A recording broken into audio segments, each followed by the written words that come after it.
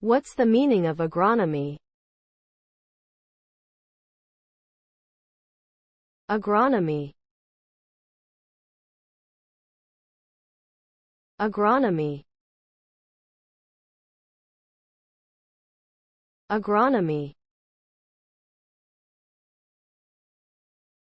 Agronomy. Agronomy.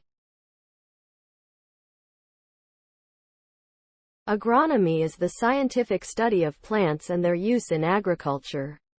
It encompasses a wide range of disciplines, including plant genetics, soil science, and crop management. The goal of agronomy is to improve agricultural productivity and sustainability through the development and application of innovative technologies and practices.